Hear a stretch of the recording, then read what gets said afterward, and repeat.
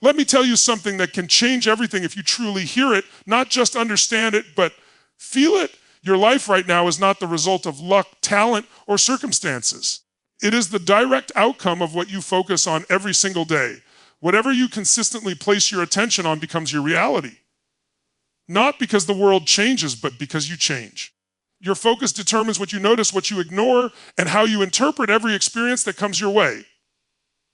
Think about this. Two people can walk through the same situation, same problem, same setback, and walk away with completely different outcomes. One feels defeated, powerless, stuck. The other feels challenged, energized, determined. What's the difference? It's not intelligence. It's not resources. It's focus. One focuses on what they've lost. The other focuses on what they can still control. And the moment you shift your focus, your emotional state shifts. When your emotional state shifts, your actions change. And when your actions change consistently, your life transforms. Here's the truth: most people never realize your brain is a goal-seeking machine. It moves you in the direction of whatever you feed it.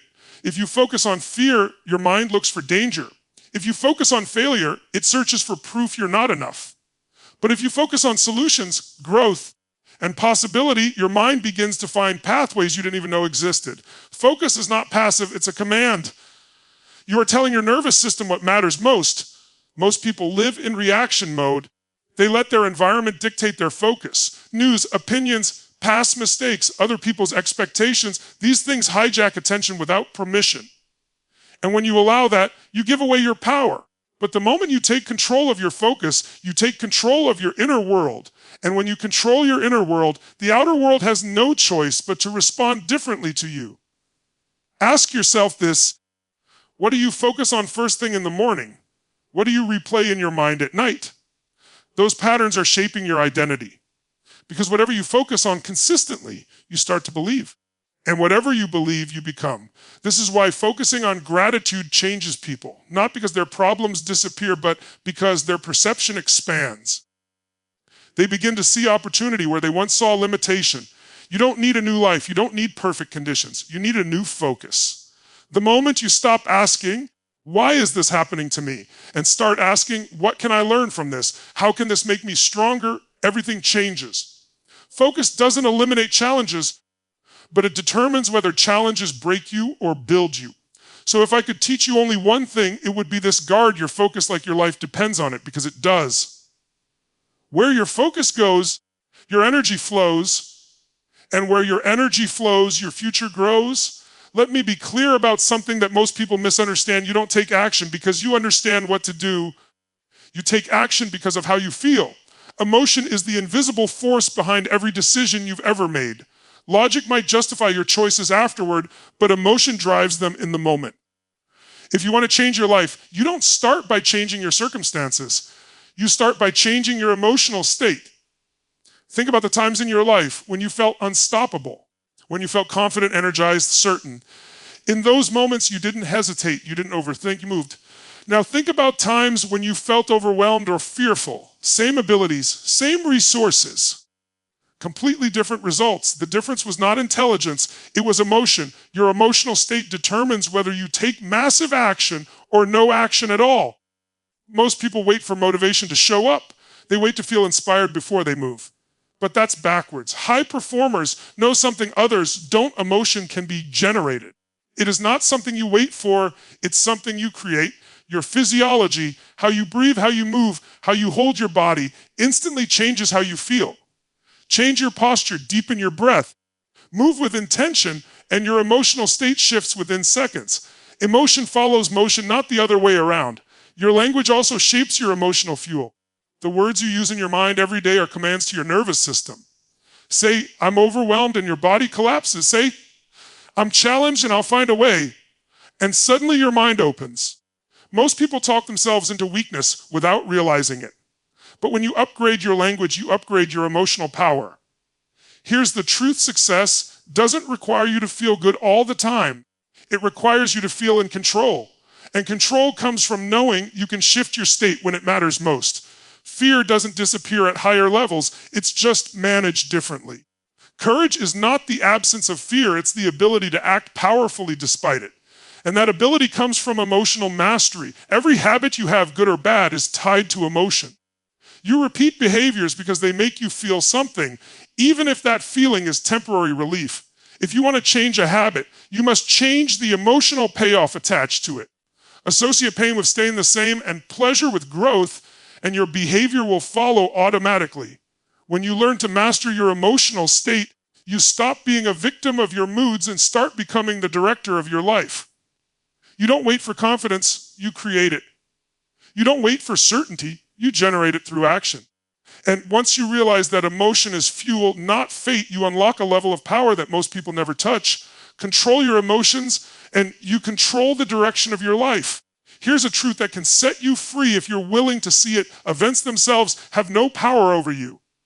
It's the meaning you attach to those events that shapes how you feel, how you act, and ultimately who you become.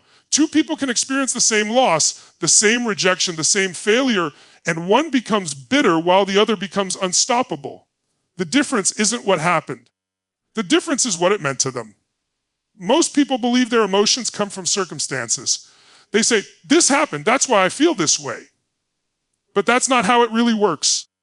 Between what happens and how you feel, there is a moment where your mind assigns meaning. That meaning becomes a story. And that story becomes your identity if you repeat it long enough. Change the meaning and you change the story. Change the story and you change your life. Think about failure. One person gives it the meaning, I'm not good enough. Another gives it the meaning, this is feedback. Same event, completely different future. When you assign empowering meaning, pain becomes progress. When you assign disempowering meaning, pain becomes prison. Life will test you either way. The question is whether those tests train you or trap you. Most people unconsciously give their power away by choosing meanings that weaken them. They see rejection as proof they're unworthy. They see struggle as a sign to quit. But what if rejection meant redirection? What if struggle meant growth? What if obstacles were not punishments, but preparation? The moment you ask better questions, you create better meanings. And better meanings create better emotions, actions, and results. Here's the key: you are the narrator of your life. Every experience is neutral until you label it. And once you realize you have a choice, you can choose meanings that crush your spirit or meanings that strengthen it. The strongest people are not those with the easiest lives. They are the ones who decided that everything happening to them was happening for them.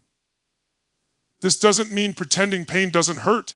It means refusing to let pain define you. It means extracting value from every experience, even the ones that broke your heart. Because when you give pain a purpose, it loses its power over you. Pain without meaning is suffering. Pain with meaning becomes fuel. If you want to change your life, stop asking, why is this happening to me? And start asking, what does this demand of me? What can this teach me? How can this shape me into something stronger? Those questions force your mind to assign empowering meanings. Your past does not control you. The meaning you've given it does. And the moment you decide to rewrite that meaning, you don't just change how you see the past, you change who you become in the future. There is a massive difference between wanting something and deciding something, and that difference is the line between an ordinary life and an extraordinary one.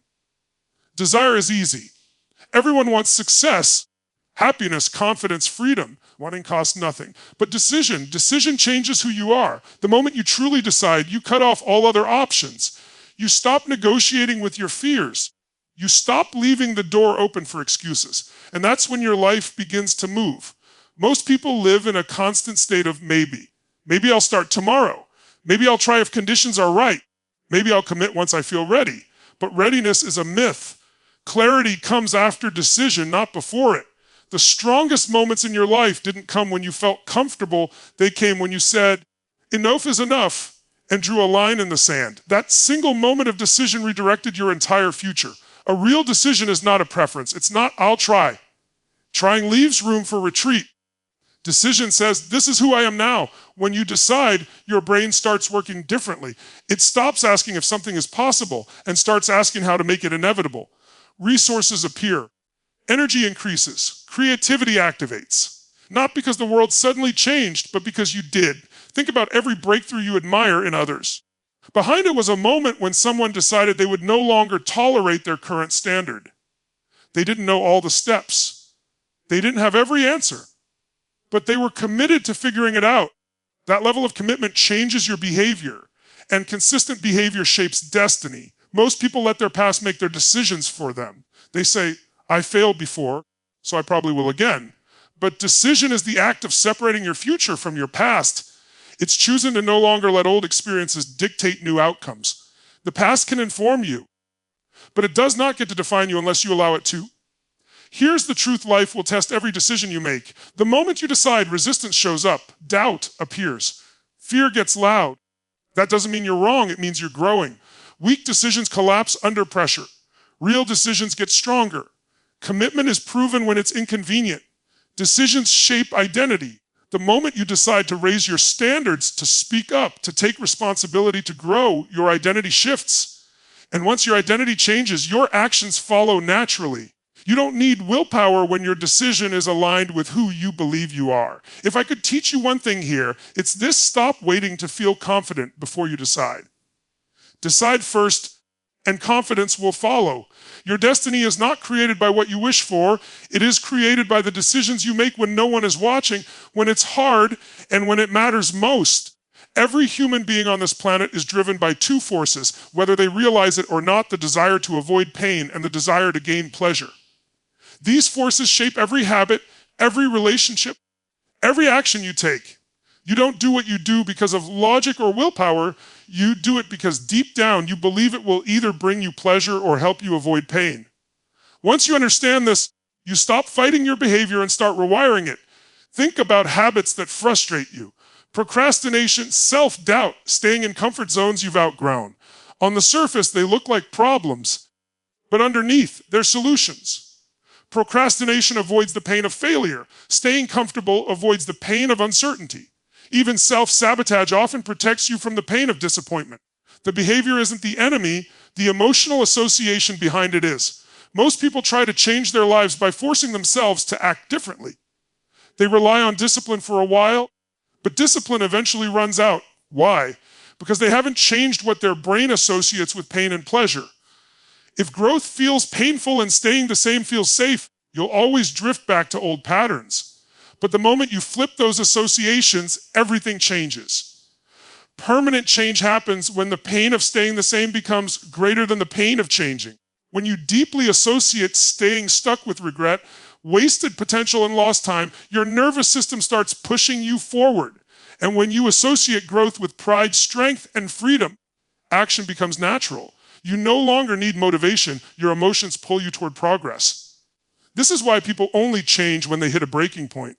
The pain of staying the same finally outweighs the fear of the unknown. But you don't have to wait for rock bottom. You can consciously decide what pain and pleasure mean to you. You can train your mind to see discomfort as growth and challenge as proof you're alive and evolving.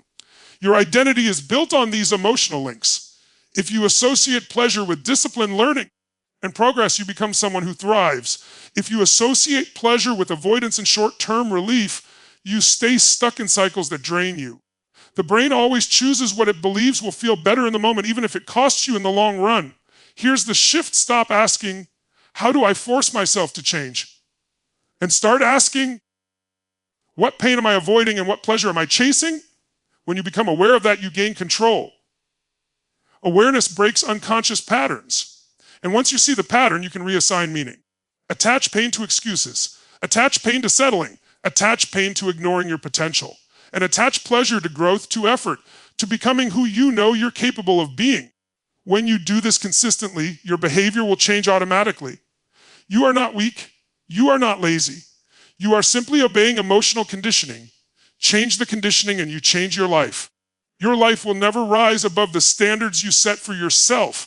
Not your goals, not your dreams, your standards. Standards are the invisible rules that decide what you tolerate, what you accept, what you demand from yourself every single day. They shape your behavior even when no one is watching. And whether you realize it or not, you already have standards for everything in your life. The question is whether they empower you or limit you. Most people don't fail because they lack ability. They fail because they settle. They tolerate excuses. They tolerate inconsistency. They tolerate relationships, habits, and routines that slowly drain their energy. And over time, what you tolerate becomes your normal. When mediocrity becomes familiar, it feels comfortable, even when it hurts. That's why change is hard. Raising your standards requires you to become someone you've never been before. Think about this. People will often work harder to avoid discomfort than to achieve greatness. Why? Because their standards are low in key areas. They say they want success, but they tolerate distraction. They say they want confidence, but they tolerate self-doubt. Desire without standards is just a wish. Standards turn intention into identity.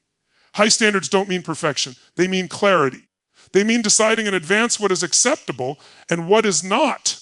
When you raise your standards, decision-making becomes simpler.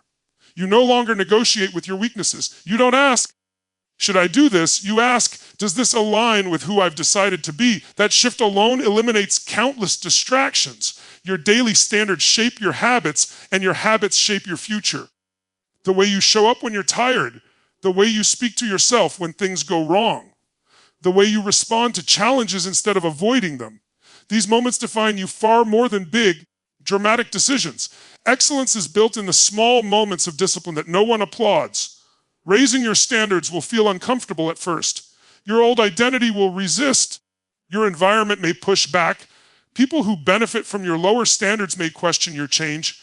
That's normal. Growth always disrupts comfort. But the pain of discipline lasts moments, while the pain of regret lasts a lifetime. Here's the truth: you don't get what you want in life. You get what you tolerate. If you tolerate inconsistency, you'll get inconsistent results. If you tolerate excuses, you'll get average outcomes. But if you tolerate nothing less than growth, effort, and integrity, your life has no choice but to rise. The most powerful moment in personal transformation is the moment you say, this is no longer acceptable. Not someday. Not when conditions are perfect now. When you raise your standards, you raise your identity. And when your identity shifts, your actions follow automatically. Your future is being shaped right now by the standards you live by today. Raise them and everything changes.